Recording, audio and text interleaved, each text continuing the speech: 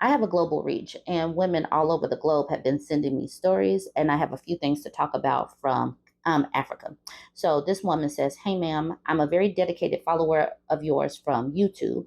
I would like for you to cover a very sad story from my home country, South Africa. The misogyny in South Africa is through the roof in the past couple of years. The femicide rate is number 3 in the world, including DV. In fact, DV is encouraged in our culture. The women in this culture are male centered and worship them. It's also the grape capital of the world. There is a page on Facebook, TikTok, and Instagram called Women for Change. It's a South African page that reports femicide in the country, and the sad part is they report every day. It will make me very happy if you cover this since other people don't care. And I do care. And what women are going through, we definitely need to know and understand. The woman's page that she was talking about, Women for Change, this is their Instagram page. You can go over there and follow them.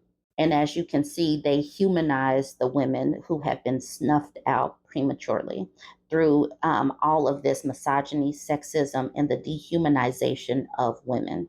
Here's a graphic saying in South Africa, 1 in every 4 women is a victim of DV, and a woman is unalived every 6 hours by an intimate partner. And that's what they have reported here. I wonder what the stats really are. Now, this graphic is actually quite graphic and is talking about the different ways that women were unalived in South Africa from June 2018 to October 2020.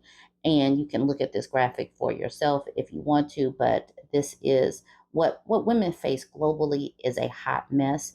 But in some of these countries where there are no protections and misogyny and patriarchy is baked into the cake, and men are allowed to discipline their women and all of this, and the women uphold these standards.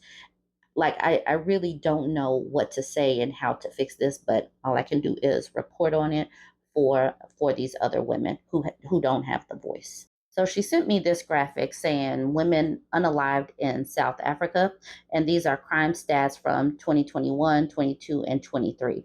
Now, I don't know what each of these individual columns are, but you can see that the number of women that have been taken out has definitely grown since 2021. It was 3,100, then 3,800, then still more over 3,800, inching closer to 3,900.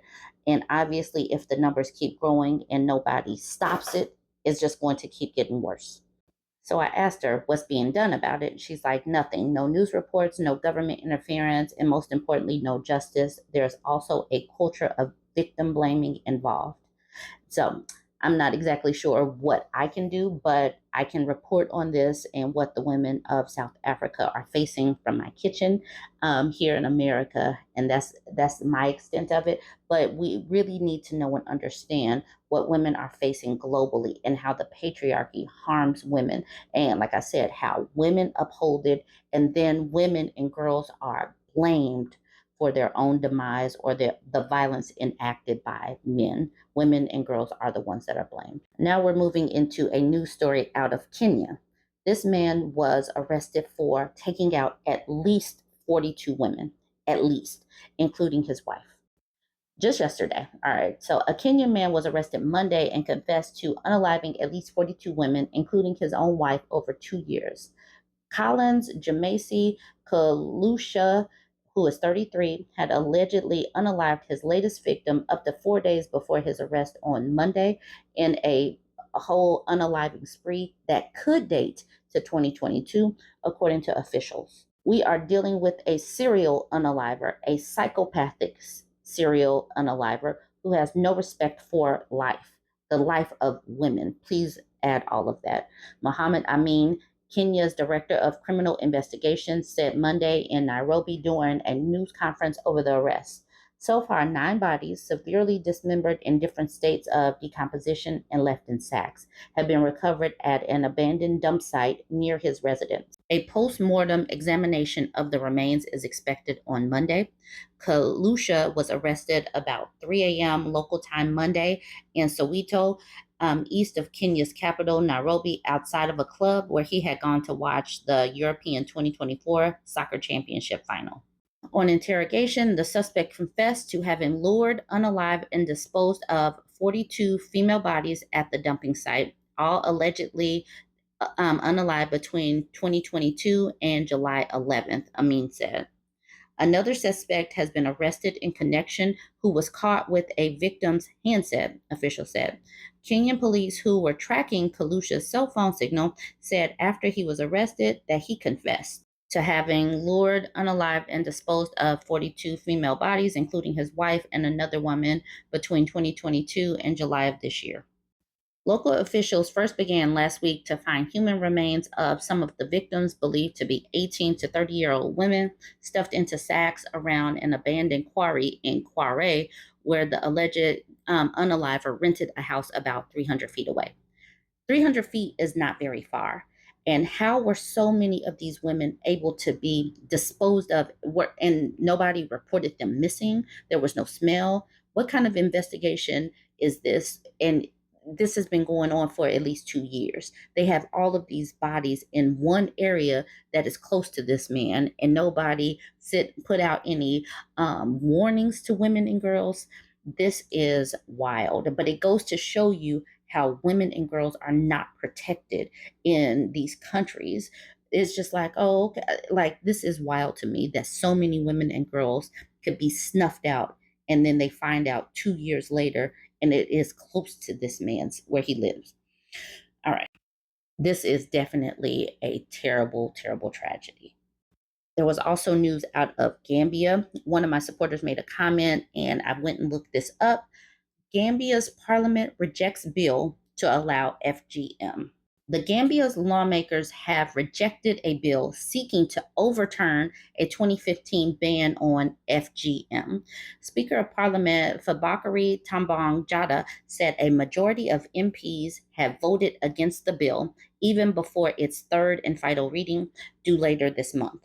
Human rights groups and the UN urged the MPs to block the bill, which was introduced in March after pressure from some Muslim clerics. The Gambia is among the 10 countries with the highest FGM, with 73% of women and girls aged 15 to 49 having undergone the procedure.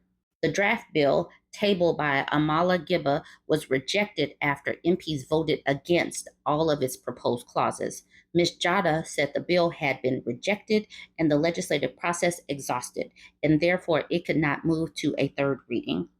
When it was introduced in March, the bill was approved by a majority of MPs, raising the prospect of the Gambia becoming the first country to overturn a ban on the practice.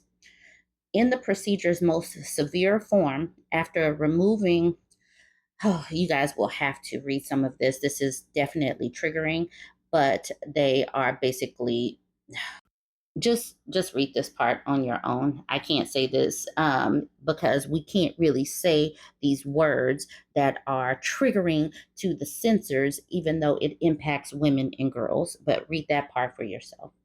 The 2015 ban introduced fines and jail terms of up to 3 years for perpetrators and the life sentences if a girl died as a result. FGM is banned in more than 70 countries globally, but continues to be practiced, particularly in Muslim-majority countries such as the Gambia. Rights lobby Action Aid had warned that any step to lift the ban would jeopardize the Gambia's progress in tackling violence against women and girls. We as campaigners fought tooth and nail to bring about a ban and an end to FGM, said Action Aid Gambia Rights Manager Binta Cisse. According to the UN, more than 230 million girls and women around the world have had FGM. Basically, they just keep saying over and over that women and girls should not experience experience sex in a way that's enjoyable, that is just for men, and that women and girls bodies are just for men. And we really need to know and understand what so many of these women and girls are facing in these other countries where there are no protections, but at least this country upheld this ban. Hopefully some of the protections will continue to trickle down in other ways in these countries. Join the conversation. Let me know what you think. Don't forget to like, comment, and share.